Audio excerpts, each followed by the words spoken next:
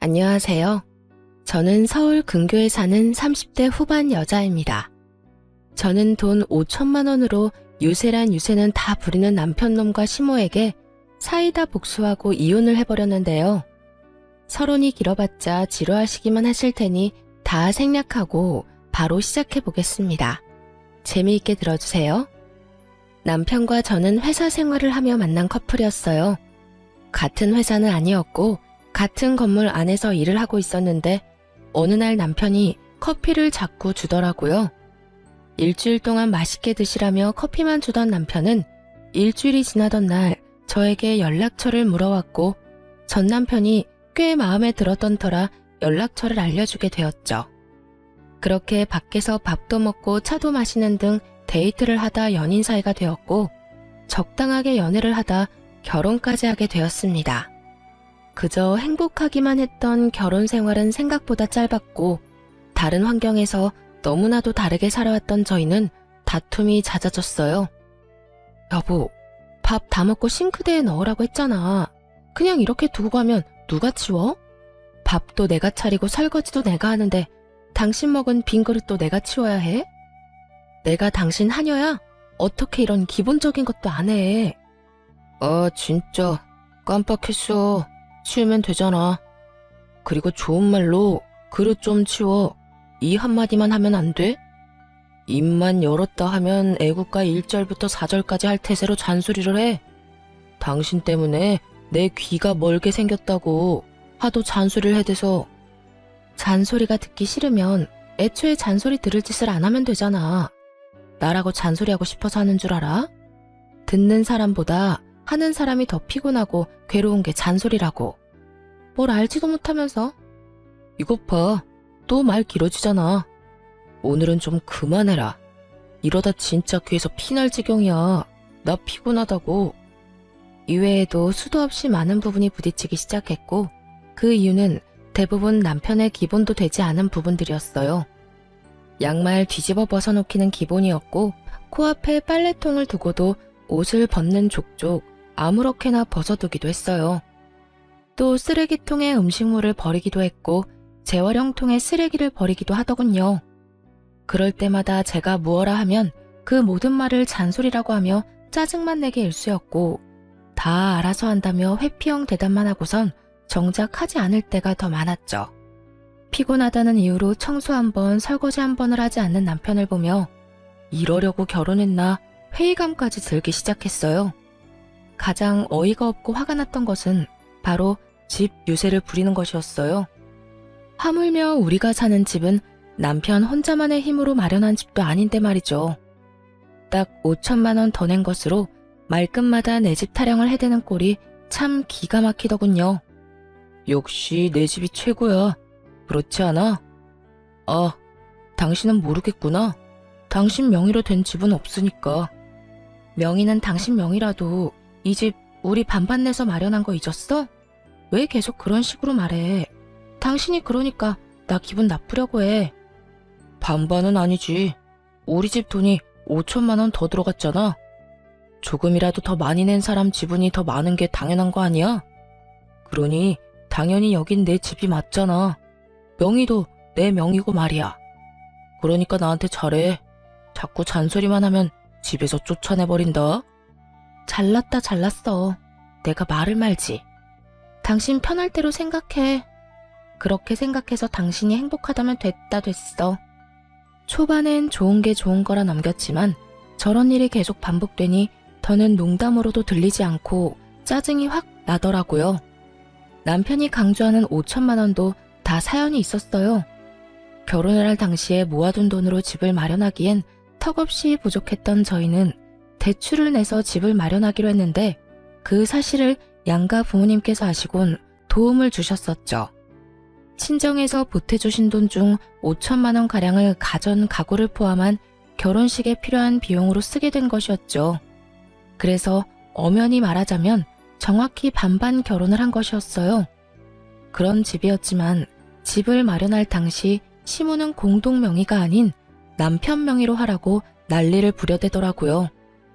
아들, 명의는 당연히 네 명의로 하는 거지. 원래 집은 남자 명의로 하는 거야. 요즘 젊은 애들 공동명의 타령들 해대는데 엄마는 절대 싫다. 네 명의로 해. 알겠지? 알겠어. 알겠다고. 당신도 괜찮지? 어? 괜찮아.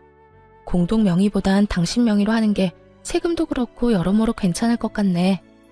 막무가내로 우겨대는 시모를 보며 황당하기도 했지만 그땐 이혼을 하게 될 거라곤 상상하지도 못했고 좋은 게 좋은 거란 생각을 하고 있던 터라 시모의 말에 따라 남편의 명의로 하게 되었죠.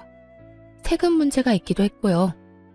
대신 남편에게 신혼집은 엄연히 공동명의이며 만약에 상황이 온다면 정확히 반반 나누기로 한다는 각서를 쓰게 했습니다. 하지만 남편 놈은 그깟 종이 쪼가리가 뭐가 대수냐고 생각하는 것인지 집 유세는 하늘 높은 줄 몰랐고 전 그런 남편을 보며 정이 뚝뚝 떨어지는 것을 느끼고 있었어요. 그것까지만 해도 내 발등 내가 찍었다며 결혼을 후회하고도 남을 텐데 시모까지 제 후회의 보탬이 되어주기 시작하더라고요. 시모는 우리 집을 제 집이라고 생각하는 것인지 틈만 나면 들락날락하며 사람을 괴롭히기 시작했어요. 그날도 시모는 연락 한 통 없이 집으로 들이닥쳤고 당연하다는 듯 저를 부려먹기 시작하더라고요. 어머님, 연락도 없이 무슨 일이세요? 저희가 집에 없으면 어쩌시려고요? 주말인데 너희가 어딜 가겠어? 그리고 우리 아들한텐 연락했는데 못 들었니? 네, 별말 안 했는데 들어오세요. 그런데 정말 무슨 일이세요? 무슨 일 있어요? 내 아들 집 오는데 무슨 이유가 필요하니? 우리 아들은 뭐 하니? 아, 지금 낮잠 자고 있어요. 피곤한가 봐요. 앉아 계세요. 지금 깨워볼게요. 아니야. 그냥 둬라. 피곤하면 좀 자야지. 그런데 너희 밥은 먹었니? 나는 오늘 하루 종일 뭘 제대로 못 먹었더니 배고픈데. 아, 시장하세요. 지금 바로 차려드릴게요. 그래, 그러면 간단히 쌈밥 좀 해먹자꾸나. 오리고기도 좀 굽고 양배추도 좀 찍어라.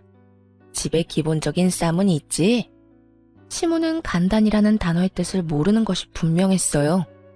물론 시모에게 차려주는 밥상이니 찌개찜은 다시 끓일 생각이었지만 나머진 냉장고에 있는 반찬을 내놓으려 했거든요. 갑작스럽게 집으로 들이닥친 사람이니 그 정도는 이해하겠지 했는데 시모는 간단히 집에 있지도 않은 재료들을 찾고 있더라고요. 어머님, 오리고기는 없고 삼겹살은 있어요. 쌈도 상추 깻잎은 있는데 양배추는 없고요. 너 회사 생활한다고 살림을 아무렇게나 살고 있는 거 아니니? 어떻게 가정집에 그 기본적인 것도 없니? 언제부터 그런 것들이 가정집에서 기본적으로 갖춰야 할 재료들이 된 것인지 알 수가 없더라고요. 그쯤 되니 시모는 그저 저에게 트집을 잡고 싶어 하는 것이 분명해 보였고 최대한 좋게 대하고 싶었던 제 마음이 깨끗이 사라지며 저 역시 지지 않고 시모 말에 대답했어요. 네, 저희 집엔 그런 찬들이 기본은 아니라서요. 그리고 어머님도 아시다시피 냉장고에 이것저것 쌓아두면 뭐 하나요? 신선도만 떨어지고 아차 하는 순간 상해서 버리기밖에 더 하겠어요? 일단 오늘은 그냥 드시고 다음에 연락하시고 오시면 오리고기 준비해 드릴게요. 아, 양배추도요. 그래, 너 잘났다. 잘난 며느리 잘 둬서 밥 한 끼 얻어먹는 게 이리도 눈치가 보이는구나. 그리고 너 아까부터 연락 타령을 해대는데 이 집 엄연히 내 집이기도 하지 않니? 이 집에 들어간 내 돈이 얼만데 아까부터 연락 타령인 거야. 넌 네 집에 갈 때 연락하고 가니? 남편이 누굴 닮아 그 모양인가 싶었더니 시모가 남편과 똑같은 말을 하더라고요. 저는 이번에야말로 확실히 집어줘야겠다는 생각을 했고 시모를 똑바로 바라보며 이렇게 말했어요. 어머님, 이 집이 왜 어머님 집이에요? 엄연히 저희 부부 집이죠. 어머님 돈만 들어간 거 아니고 저희 부모님 돈도 그 못지않게 들어갔어요. 어머님 말씀대로라면 저희 부모님도 이 집에 막 오셔도 되겠네요? 제 말에 시모는 펄쩍 뛰며 이렇게 말하더라고요. 그건 아니지. 이 집 살 때 우리가 5천 더 보탠 거 잊었어? 그러니까 이 집에 대한 권리는 우리한테 더 있다고. 거기에다 이 집 명의도 내 아들 명의인 거 잊었어? 그런 내 집, 내 아들 집에 네 부모들이 왜 와? 내 아들 불편하게. 절대 난 그 꼴은 못 본다. 그 빌어먹을 5천만 원. 할 수만 있다면 시모의 입에다 던져주고 싶은 심정이었어요. 도대체 어느 나라 계산법에 따라 계산을 하면 저딴 결론이 나올 수가 있는 것인지 궁금해지더라고요. 전 다시 한번 정확히 반반 결혼임을 시모에게 말해주었습니다. 그 5천만 원 덜 들어가게 된 것도 이 집에 들인 가전 가구, 저희 결혼에 쓰인 여러 가지에 쓴다고 그렇게 된 거예요. 남편도 동의했고 그중 남편이 쓴 돈도 많고요. 그러니까 엄연히 이 집은 반반 보태서 마련했다고 볼 수 있죠. 그러니 저도 이 집에서 편해야 하지 않겠어요? 남편이 저희 부모님 오면 불편한 만큼 저 역시 어머님이 이런 식으로 오셔서 어머님 집인 양 들쑤시고 다니면 불편하고 힘들어요. 그러니까 연락하시고 오세요. 서로 좀 편하게 살자고요. 시모는 제 말에 얼굴을 붉히기 시작하더니 대바라진 X라는 말을 하고선 집으로 돌아가 버리더군요. 이런 일이 있고 난 후 시모는 저의 말에 잘 따라주더라고요. 너무 잘 말이죠.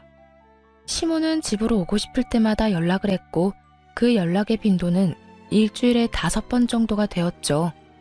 그쯤 되니 매번 거절하는 것도 힘든 상태가 돼버렸고 이리저리 변명을 해도 남편에게 연락을 해서 찾아와 버리더라고요. 그나마 다행이라고 할 수 있는 것은 남편 놈이 평일엔 오지 말라고 해줬다는 것이었어요.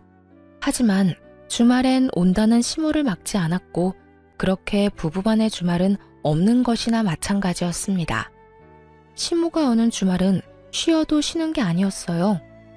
아침 대바람부터 찾아와 저녁 늦게나 돼서 돌아가니 곤욕도 그런 곤욕이 없더라고요. 삼시세끼를 매번 다르게 차려야 하는 것은 물론이고 간식, 과일, 때론 생과일 주스까지 직접 만들어 대령하라고 하니 없는 당직이라도 만들어 회사에 출근하고 싶은 심정이었어요. 그렇게 한 달이 지나가던 어느 날 시모에게 또 전화가 왔고 언제나 그렇듯 또 오겠다고 하더라고요.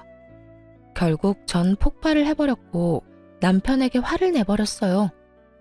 엄마, 내일 또 온대. 엄마도 많이 적적하신가 보네. 매주 이렇게 우리 집에 오는 거 보니까 말이야. 황당하더라고요. 시모가 혼자 있는 것도 아니고 시부가 버젓이 살아계시는데 적적함이라는 단어가 왜 나오는지 이유를 알 수가 없더라고요. 적적? 지금 적적하다고 했어? 아버님도 계시는데 적적하긴 뭐가 적적하시다는 거야. 아니, 당신 말대로 적적하시다고 해도 이건 아니지. 어떻게 매주마다 결혼한 아들 집에 올 수가 있어? 해도 너무하잖아. 너무하긴 뭐가 너무하냐? 외롭고 심심하면 아들 집 올 수도 있는 거지. 당신이야말로 너무한다 생각 안 해? 다른 사람도 아니고 부모님이 자식 집에 와서 시간 좀 보내겠다는데 이렇게 싫어하는 건 좀 아니지. 부모님이 한평생 우리 곁에 계시는 것도 아닌데 있을 때 잘해드려야 할 거 아니야. 돈 드는 것도 아니고 그저 집에 와서 시간 좀 보내고 싶다는데 그냥 그러려니 하고 넘어가. 그러려니? 당신 같으면 그러려니가 되겠어? 나 지난 한 달 동안 주말에 단 하루도 못 쉬었어. 하루가 뭐야? 깨어있는 시간 내내 제대로 쉬지도 못했다고. 당신만 회사 다니니? 나도 회사 다녀. 나도 일하는 사람이라고. 나도 주말에 쉬어야 하는데 어머님 때문에 제대로 쉬지를 못하고 있다고. 그런데 그러려니? 말이면 다인 줄 알아? 좀 적당히 좀 해, 적당히. 무슨 여자가 입만 뗐다 하면 말이 길어져? 적당히 할 줄을 몰라? 내가 일해서 엄마 온다고 할 때마다 그냥 오라고 하는 거야. 엄마라도 와야 당신이 조용하니까. 그제야 남편놈이 죽어라 시모를 집에 오게 한 이유를 알겠더라고요. 아니, 잔소리를 하고 싶어서 하는 사람이 세상 천지 어디에 있나요? 다들 알다시피 잔소리를 듣는 사람도 피곤하겠지만 잔소리를 하는 사람도 그 못지않게 피곤하고 감정이 상하는데 남편은 전혀 그런 생각은 하지도 않고 그저 제 잘못으로 몰아가고 있더라고요. 뭐? 당신 지금 그걸 말이라고 해? 내가 틀린 말 했어. 당신 잔소리 심하게 하잖아. 그러니까 우리 엄마 오는 게 싫으면 잔소리 좀 하지 마. 그러면 우리 엄마 보고 오지 말라고 할 테니까. 남편은 도리어 저에게 화를 내며 저만 이상한 사람으로 몰아갔고, 저는 이런 순간마다 이혼이라는 단어가 절로 떠오르게 되었어요. 하지만 그때마다 이런 걸로 이혼까지 해야 하나 하는 생각이 들기도 했고, 바보 같은 미련 때문에 이혼을 쉽사리 결정할 수도 없었어요. 그렇게 피곤한 일상을 보내던 어느 날 친정 부모님께서 연락이 왔더라고요. 딸, 어디야? 집이야? 엄마, 나 집인데 왜? 오려고? 아빠랑 볼일 보러 나왔는데 마침 근처라서 잠시 들려도 될까 해서 전화했지. 너희한테 줄 것도 있고 해서 말이야. 혹시 피곤하니? 아니, 피곤하기는. 얼른 와요. 기다리고 있을게. 집으로 오신 부모님은 양손 가득 먹거리와 함께 영양제 등 몸에 좋은 것들을 사가지고 오셨고, 전 이런 부모님을 그냥 보내기가 싫어 식사를 하고 가시라고 했어요. 부모님도 저희 집에 처음 오셨던 터라 구경도 할 겸 시간을 보내다 가겠다 하시더라고요. 저는 부모님과 대화를 나누는 와중에도 온 신경이 안방에 가 있었어요. 왜냐하면 부모님이 오셨단 걸 뻔히 아는 남편놈이 인사는커녕 안방에서 나오지도 않고 있었기 때문이었죠. 도대체 이게 무슨 경우인가 싶더라고요. 이건 정말 선을 넘는 행동이잖아요. 그래서 전 부모님의 눈치를 살피다 안방으로 들어가게 되었고, 방에서 침대에 누워 휴대전화를 보며 낄낄거리는 남편을 보는 순간 화가 머리끝까지 치솟았어요. 당신 지금 뭐해? 우리 아빠 엄마 오는 소리 못 들었어? 들었어. 태연해도 너무 태연한 목소리였어요. 남편은 굳이 길게 말하지 않았지만 그래서 어쩌라고 라는 뒷말이 들리는 듯 하더군요. 전 밖으로 목소리가 새어나가지 않도록 조용히 남편에게 말했어요. 들었으면 나와서 인사는 해야 할 거 아니야? 그 정도는 예의 아니야? 이젠 내가 인사하는 것까지 알려줘야 해? 나 피곤하단 말이야. 그냥 나 잔다고 그래. 깊게 잠들어서 못 깨운다고 하면 되잖아. 정 안 되겠으면 그냥 나 없다고 그래. 내가 아예 안 나갈 테니까. 당신 지금 그걸 말이라고 해? 아무리 피곤해도 우리 아빠 엄마가 왔는데 인사도 안 할 수가 있어. 불편한 걸 어떻게 해? 나 불편한 거 싫단 말이야. 주말엔 마음 편히 쉬어야 평일에 또 열심히 일할 거 아니야. 근데 오셨으면 주실 것만 주시고 가면 되지. 식사는 또 왜 하고 가신다는 거야? 아니, 애초에 주말에 찾아오신 거부터 좀 아니지. 너 진짜 말 다 했어? 네 엄마가 주말마다 찾아와서 삼시세끼 다 먹고 가는 건 되고, 우리 부모님은 아예 와서도 안 된다는 이 말이니? 딸이랑 아들이랑 같아? 딸은 시집가서 출가 외인 아니냐. 여전히 침대와 한몸이 되어 입만 살아 움직이는 남편을 보는데 머리털을 다 뽑아주고 싶었어요. 이기적인 논리로 개소리를 하는 남편에게 하고 싶은 말은 많았지만 이야기가 더 길어지면 밖에 계신 부모님이 눈치를 채실 것 같더라고요. 그래서 전 남편을 두고 방에서 나왔고, 부모님께는 남편이 피곤하다며 대충 얼버무렸습니다. 남편이 많이 피곤한가 봐. 요즘 회사 일이 바빠서 오늘 아침까지 집에서 일하다가 좀 전에 잠들었거든. 그래서 그런지 깨워도 못 일어나네. 그냥 자게 두고 우리끼리 맛있는 거 먹자. 나중에 일어나면 전화하라고 할게. 아유, 전화도 됐어. 피곤하면 자야지. 밥이야 맨날 먹는 건데 뭘. 그냥 자게 두고 나중에 일어나고 큰 소리 내지 마. 엄마의 말을 듣는데 부모님께 더욱 죄송해지더라고요. 이때껏 제가 너무 바보처럼 참고 살아 남편이 우리 부모님까지 무시하나 하는 생각이 들기도 했고요. 그렇게 시작된 식사 자리, 마냥 좋을 순 없는 상황이었죠.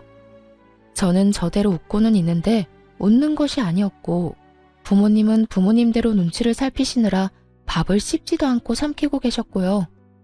그렇게 눈코 뜰 새 없이 식사를 마친 부모님은 서둘러 돌아가 버리시고 저는 그간 참아왔던 분노가 터져버렸어요. 당신 진짜 해도 해도 너무한다. 우리 부모님을 무시해도 정도가 있지.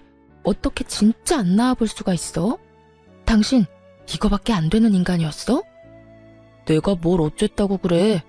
내가 피곤하다고 안 나간다고 했잖아. 장인어른 장모님이 뭐라고 하신 것도 아니고 식사 잘하시고 가셨으면 된 거 아니야? 당신이 보기엔 잘 드시고 가신 것 같아? 국 반찬은 그대로 있고 밥만 드시더라. 그 밥도 제대로 씹지도 않고 삼키시고. 딸 집에 처음 왔는데 우리 아빠 엄마가 이딴 취급이나 받고 가셔야 했어? 어쨌든 밥은 다 드셨네. 아예 쫄쫄 굶고 간 것도 아니잖아. 아 진짜 사람 피곤하게 좀 만들지 마. 뭘 잘한 게 있다고 화를 내는 남편 놈을 보며 저 역시 참지 않고 쏘아붙였어요.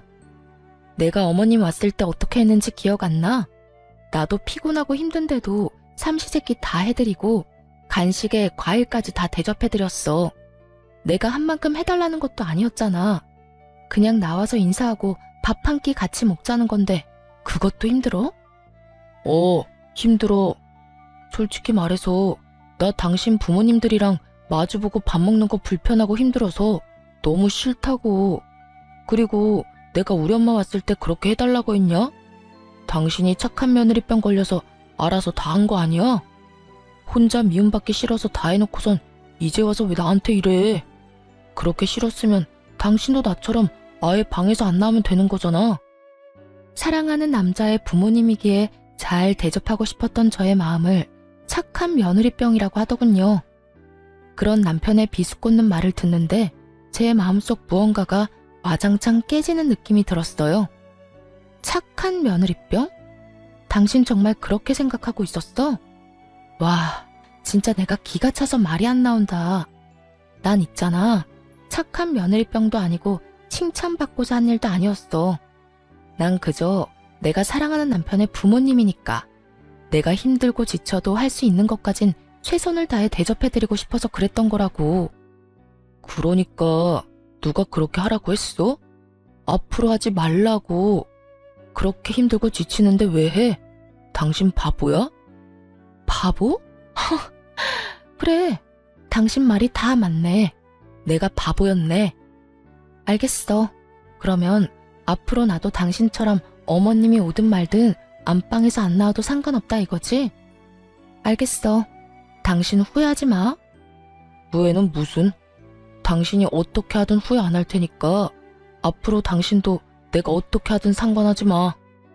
결국 남편은 잠자고 있던 제 코털을 건드렸고 전 결혼하고 처음으로 시모의 방문을 기다리게 되었습니다. 며칠 뒤 기다리고 기다리던 시모에게서 집으로 온다는 연락이 왔고 전 안방 열쇠와 먹거리를 챙겨 안방에 들어가 문을 잠가버렸어요. 네, 저는 남편이 권한 대로 그리고 남편이 제 부모님께 한 그대로 하기로 한 것이었죠. 여보, 엄마 왔어. 나와. 여보, 엄마 왔다니까. 뭐 하는 거야 도대체? 문이 왜 잠겨있지? 여보, 여보, 여보! 남편은 밖에서 문을 두드리며 소리를 질러댔고 전 휴대전화로 보고 있던 동영상 소리를 최대치로 올려버렸어요. 이게 무슨 소리야? 쟤 지금 방에서 TV 보고 있니? 이게 감히 시어머니가 왔는데 이게 무슨 짓이야? 어디 버르장머리 없게 인사는커녕 얼굴도 안 내밀어. 저게 나를 무시해도 유분수지. 이게 뭐 하는 짓이야? 시모는 노발대발하며 갖은 험한 말들을 쏟아내고 있었고 남편 역시 자기가 한 짓은 기억나지도 않는 것인지 지치지도 않고 문을 두드리더군요. 그렇게 1시간쯤 지났을까요? 시모가 이를 바득바득 깔며 이렇게 말했어요. 내가 가만히 있을 줄 알아? 두고 봐 너. 시모가 돌아가는 소리가 들리고 문을 열고 거실로 나갔더니 남편놈이 씩씩거리며 저를 쏘아보더라고요. 당신 미쳤어? 이게 뭐 한 짓이야? 뭐 하는 짓이긴 다 당신한테 배우고 당신이 시킨 대로 하는 짓이지. 뭐? 당신이 그랬잖아. 다음에 어머님 오시면 나한테도 안방에서 나오지 말라며. 당신 시킨 대로 한 것뿐인데 왜 화를 내? 그 말을 곧이 곧대로 믿는 사람이 어디 있어? 그냥 한 말이잖아. 그냥 당신 잔소리 듣기 싫어서 아무렇게나 나오는 대로 한 아무 의미 없는 말. 당신한텐 아무 의미 없는 말일지 몰라도 나한테는 아니었어. 그러게 말을 할 땐 생각을 좀 하고 말을 하지 그랬어. 아, 그리고 어머님껜 당신이 잘 말해줘. 나 회사 일로 너무 피곤해서 휴대전화로 TV 보다가 깊게 잠들어서 몰랐다고 말이야. 아니다. 그렇게 문을 두드리고 고함을 질러대는데 너무 말이 안 되나? 그냥 문 따고 들어가니까 기절해 있었다고 그래. 그래서 병원 다녀왔다고 하면 되겠네. 하여튼 좀 부탁할게. 남편은 자기가 한 짓이 그제야 생각나는지 아무 말도 하지 못하고 그저 저를 계속해서 쏘아보더라고요. 그렇게 쏘아보기만 하던 남편놈은 그나마 생각이란 건 있었는지 시모에게 연락을 해 제가 시킨 대로 알고 보니 제가 잠시 혼절해 병원에 다녀왔다고 거짓말을 했고 시모는 믿는 듯 넘어가더군요. 아무래도 아들이 그렇게 말을 하니 의심쩍긴 하지만 믿고 넘어가는 듯 했어요. 믿지 않았다면 진작 연락이 와 노발대발 화를 냈을 텐데 따로 연락이 오지 않을 뿐더러 찾아오지도 않았으니까요. 그렇게 남편과의 신경전이 계속되며 이혼이 가까워지던 어느 날 한동안 잠잠했던 시모에게서 연락이 왔더라고요. 예, 회사니? 네, 회사예요. 바쁠 테니 본론만 말아마. 집 비밀번호 뭐니? 네? 비밀번호요? 그건 왜요? 왜긴 왜야. 집에 들어가려고 그러지. 그러니까 주인도 없는 집에 왜 들어가시려고 하냐고요. 다름이 아니라 우리 장남이 이혼을 했다지 뭐냐. 아직 네 시아버지는 몰라서 잠시 거기서 지내야 하겠다. 산 넘어 산인 상황이었어요. 힘들게 시모를 못 오게 했더니 이젠 아예 시숙이 와서 살겠다고 하니 산 넘어 산이 아니겠어요? 가족끼리 어려우면 도울 수도 있다고들 하시는데 저 역시 그렇게 생각합니다. 그런데 저딴 시댁 식구를 가족이라고 할 수 있는 것인지 의문인 상황에서 시숙까지 데리고 살아야 한다는 건 말도 안 되는 소리일 뿐더러 절대 용납해서도 안 될 일이었죠. 아무리 상황이 그렇다고 해도 그건 아니죠. 제가 왜 아주버님까지 데리고 살아야 해요? 그것도 저희 집에서요. 얘가 아직도 이러네. 그 집은 네 집이 아니라 내 집, 우리 아들 집이라니까. 그러니까 내 아들이 거기서 지내는 건 어찌 보면 당연한 일 아니니? 그러니까 계속 같은 말 시키지 말고 얼른 비밀번호부터 말하거라. 어머님이야말로 말도 안 되는 소리 좀 그만하세요. 어찌 되었든 전 비밀번호는 절대 못 알려드리니 그런 줄 아시라고요. 됐다. 내 아들한테 물으면 그만이지. 끊어라. 내가 너하고 무슨 대화를 하겠다고 너한테 전화를 했는지. 괜한 시간 낭비만 하고 기분만 상했어. 시모는 전화를 끊어버렸고 불안한 마음에 남편에게 전화를 해보니 다행히도 전화를 받더라고요. 여보, 어머님 연락해와서 우리 집 비밀번호 알려달라고 하면 절대 알려주면 안 돼? 갑자기 이게 무슨 소리야? 우리 엄마가 비밀번호를 알려달라고 한다고? 왜? 아주버님 이혼하셨는데 아직 아버님이 몰라서 한동안 우리 집에서 지낸다잖아. 이게 말이나 돼? 하여튼 당신 비밀번호 절대로 알려주지 마. 알려주기만 해봐. 나 진짜 가만히 안 있어. 틀린 말도 아닌데 왜 이렇게까지 매정하게 굴어. 평이 오갈 데가 없으면 우리 집에서 지내는 게 당연한 거 아니야? 설마 했더니 남편 역시 시모와 별반 다르지 않은 말을 뱉어내고 있더라고요. 오갈 데가 없는 시숙이 왜 우리 집에 살아야 하냐고 따져봤자 돌아올 대답은 뻔했기에 전 그저 제 뜻을 확실하게 전해주기로 했습니다. 뭐? 당신 진짜 미쳤어? 그 집이 당신 혼자 사는 집이야? 그 집 우리 부부 집이야. 그런 집에 왜 아주버님이 사냐고. 난 싫어.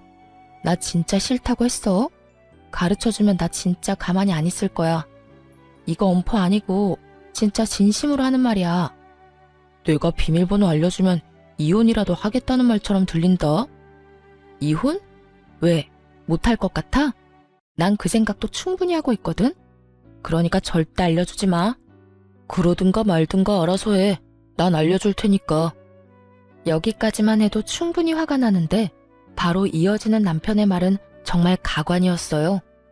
이혼? 웃기고 있네. 네가 얼마나 계산적인 여잔데 집을 포기하면서까지 이혼하겠어? 집 내 명의인 건 알고 있지? 이혼도 네 입에서 나와서 난 위자료 줄 필요도 없고 집 명의도 내 명의라서 이혼하면 넌 한 푼도 못 받아. 그런데도 할 수 있을 거라 생각해? 정말 남편은 저에 대해서 뭘 몰라도 한참 모른다는 생각이 들더라고요. 그 순간 전 비로소 이혼을 결심하게 되었고 마음 준비를 끝내고 집으로 갔습니다. 집에는 예상대로 남편 시숙 시모가 웃으며 TV를 보고 있었고 저를 본 시모는 숨쉬듯 자연스럽게 밥을 하라고 하더군요. 저는 무건수행을 하듯 아무 말도 하지 않은 채 밥을 차렸고 그런 저를 보며 시모는 제가 들으라는 양 큰 소리로 이렇게 말을 하더라고요. 진작 저렇게 고분고분하게 굴었으면 얼마나 좋았을 거야.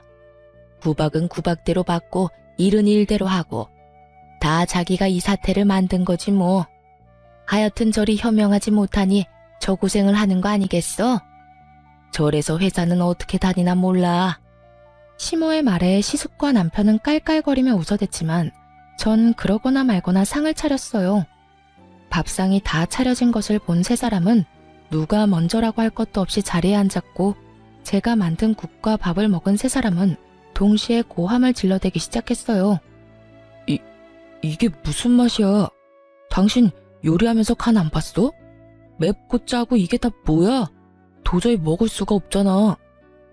그러게요, 재수씨. 이건 도저히 못 먹겠는데요. 이건 음식이 아니라 테러에 가까워요. 넌 진짜 제대로 하는 게 뭐니? 내 아들한테 이때까지 이딴 음식 해먹인 거니?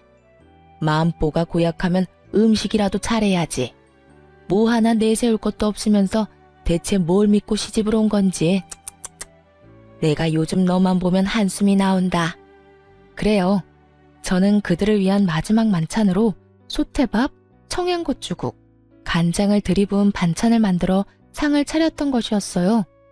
제발 이거라도 먹고 정신 차리란 뜻이었죠. 세 사람은 저에게 짜증을 내고 있었고 전 숟가락을 신경질적으로 내려놓으며 이렇게 말했습니다. 저라고 뭐 다르겠어요? 어머님은 한숨만 나오겠지만 저는 어머님 보면 화병이 날 것 같다고요. 그리고 이 음식들이 마음에 안 들어도 다 드세요. 마지막 만찬이라 특별히 신경 쓴 거라고요. 마지막 만찬이라니 너 그게 무슨 말이냐? 뭐 무슨 이혼이라도 하겠다는 말이야? 네, 저 이혼하려고요. 그러니 이혼한 두 아들 끌어안고 잘 사세요. 행복하게 잘. 자극적인 음식에 물만 벌컥벌컥 마셔대던 남편놈은 제 입에서 이혼 소리가 나오자 물잔을 내려놓고선 저에게 따져묻기 시작했어요. 당신 진짜 왜 그래? 아까 내 말 다 듣고도 이혼하겠다는 말이 나와? 당신 나하고 이혼하면 땡전 한 푼 없이 쫓겨나는 거랑 마찬가지라고. 그래도 나랑 이혼하겠다는 말이 나와? 그건 네 생각이고 설사 한 푼 못 받는다 해도 난 너랑 이혼할 거야. 더는 너 같은 인간이랑 살고 싶지도 않아. 뭐? 너 같은 인간? 당신 진짜 말 가려가면서 못해? 여기 우리 엄마도 계신 거 몰라? 그렇게 어른 공경할 줄 아는 놈이 우리 부모님 왔을 땐 그따위로 행동했어?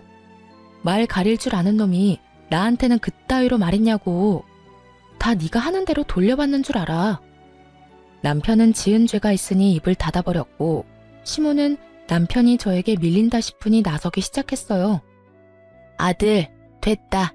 그냥 이참에 이혼해버려. 들었지? 당신 엄마도 이혼하라고 하잖아. 그러니까 구질구질하게 굴지 말고 이혼 좀 하자. 너 지금 구질구질이라고 했니? 아무리 본데 없이 컸다 해도 그렇지 어른 앞에 두고 어떻게 그딴 말을 짓거릴 수 있는 거야? 제가 본데 없이 컸으면 어머님은 아들을 얼마나 엉망으로 키웠길래 둘 다 저 모양 저 꼴이에요? 남의 집 귀한 자식 욕하기 전에 어머님 자식 교육이나 똑바로 시키세요. 이혼할 마당에 겁날 것이 없었던 저는 하고 싶은 말을 그냥 다 해버렸고 시모는 이런 저를 보며 화를 내려나 싶더니 이내 입을 다물곤 남편에게 이렇게 말하더군요. 얘 말하는 거 다 들었지, 아들? 그냥 이혼해버려.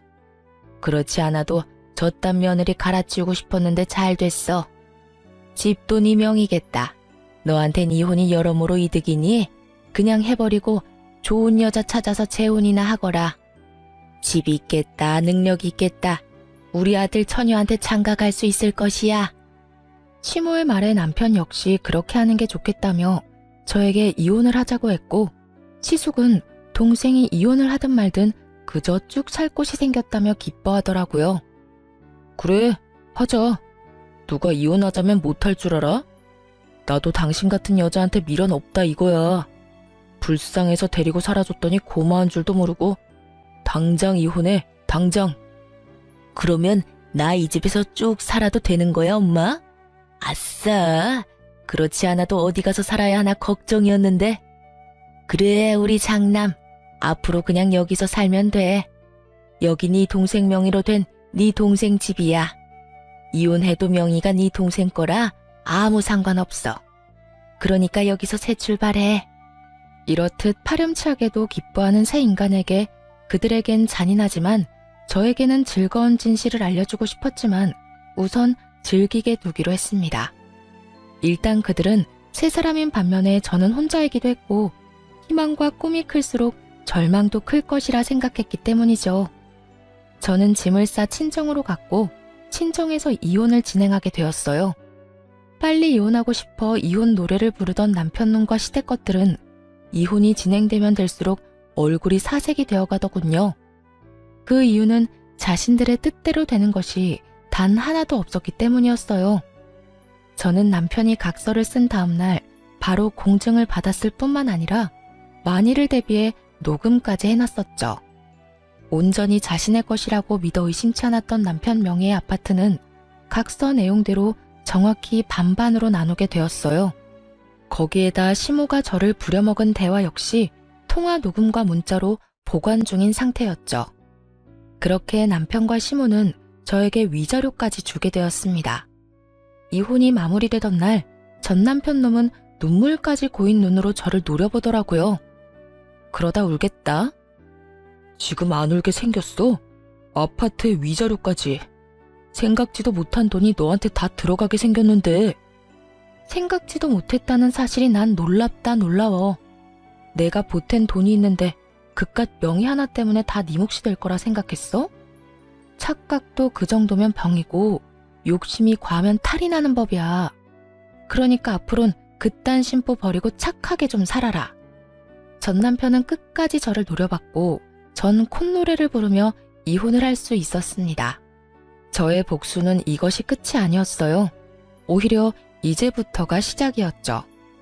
전 이혼을 진행하며 전 시부에게 전화를 걸어 전 시숙을 이혼 사실과 함께 전 남편과 이혼하게 된다는 사실 역시 알리며 이혼 사유에 대해 낱낱이 밝혀버렸어요. 시부는 머리 끝까지 화가 나 집을 살 때 보태주셨던 모든 돈과 지원을 끊어버림과 동시에 세 사람을 집에서 쫓아내버리고 전 시모와 이혼을 진행 중이라고 하더군요.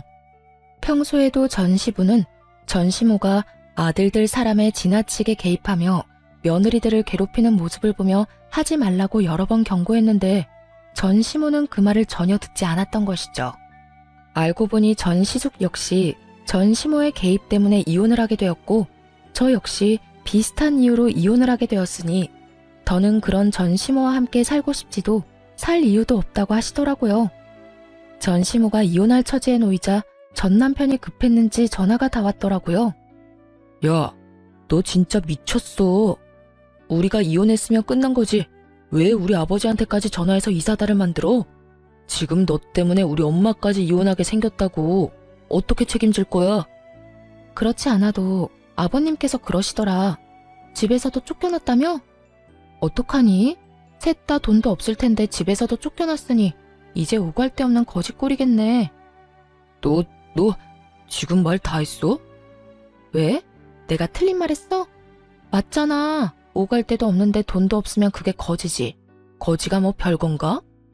나한테 이럴 시간에 저렴한 월세방이라도 찾아봐.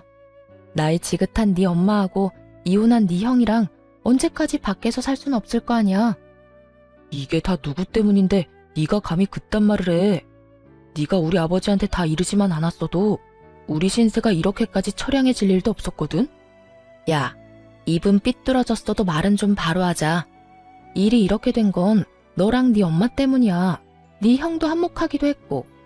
잘못은 너랑 네 가족이 다 해놓고 왜 애먼 사람 잡고 난리야? 하긴 지금까지 이 모양 이 꼴이니 아버님이 자식까지 다 내쫓아버렸겠지. 안 봐도 뻔하다. 야, 난 더는 너 같은 인간이랑 말씨름하고 싶지도 않거든? 그러니까 전화 끊어. 차단할 거니까 다신 연락도 하지 말고. 오고 가다 마주쳐도 아는 척도 하지 말자 제발.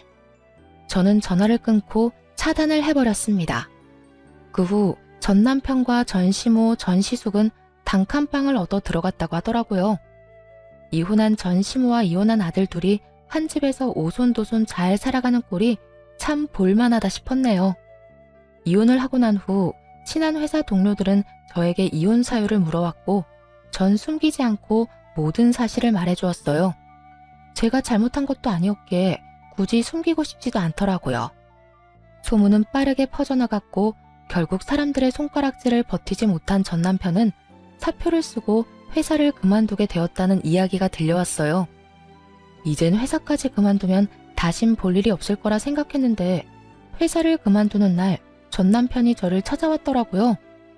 야, 너 진짜 이렇게까지 해야 했어? 내가 뭘? 네가 소문냈잖아. 우리가 왜 이혼하게 됐는지. 아름다운 이별 몰라? 끝까지 이렇게 더럽고 치사하게 굴어야겠어? 아름다운 이별 같은 소리 한다. 너는 아름다운 이별이 하고 싶어서 아파트 혼자 다 가지려고 했어? 그것도 너 혼자 산 집도 아니고 반반 보태서 마련한 집을? 양심이 없어도 적당히 없어야지. 다 네가 지은 죄값 네가 다 받는 거라고 생각해. 그리고 소문 중에 틀린 말도 없었잖아. 안 그래?